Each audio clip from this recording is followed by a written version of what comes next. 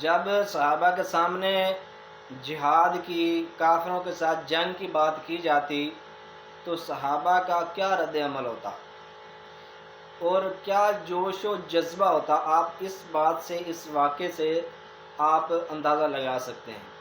جب غزوہ بدر کی بات ہو رہی تھی مدینہ پاک میں، تو وہاں انصار کے ایک بہت بڑے سردار حضرت مقداد بن اسود ان کا نام تھا رضی اللہ تعالی عنہ، وہ اپنی بات کی، اپنی رائے دینے کے لیے، اپنی بات کا اظہار کرنے کے لیے کہنے لگے کہ یا رسول اللہ صلی اللہ تعالی علیہ وسلم، ہم قوم موسیٰ نہیں ہیں جو کہیں گے حضرت موسیٰ علیہ السلام کو کہ آپ اور آپ کا اللہ جا کے لڑے کافروں کے ساتھ اور ہم یہاں پر بیٹھے ہیں۔ ایسا نہیں، ہم لڑیں گے، ضرور لڑیں گے، آپ جس سے چاہیں جنگ کریں، ہم لڑیں گے، ٹھیک ہے۔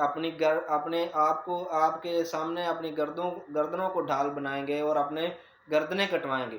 وہاں حضرت سیدنا سعد بن معاذ رضی اللہ تعالی عنہ بھی بیٹھے تھے۔ پہلے تو عرض کرنے لگے یا رسول اللہ صلی اللہ تعالی علیہ وآلہ وسلم، کیا آپ ہماری رائے بھی لینا چاہتے ہیں؟ تو نبی علیہ الصلوۃ والسلام نے اجازت عطا فرمائی۔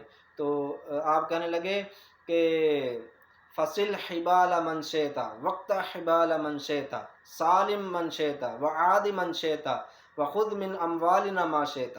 فرمانے لگے، عرض کرنے لگے یا رسول اللہ، فصل حبال من شئت، آپ جس سے چاہیں تعلق رکھیں، وقت حبال من شئت، جس سے چاہیں تعلق توڑ دیں، وسالم من شئت، اور جس سے چاہیں صلح کر لیں، ٹھیک ہے، وعاد من شئت، اور جس کو چاہیں دشمن بنا لیں، جسے چاہے دشمن کے صفوں میں کھڑا کر دیں، وخذ من اموالنا ما شئت، اور ہمارے مالوں میں سے جو چاہیں آپ لے لیں، ٹھیک ہے۔ یہ بات سن کے حضور نبی کریم علیہ الصلوۃ والسلام فرمائے اور بہت بے حد خوش ہوئے، اور یہ ان کا جذبہ جہاد تھا۔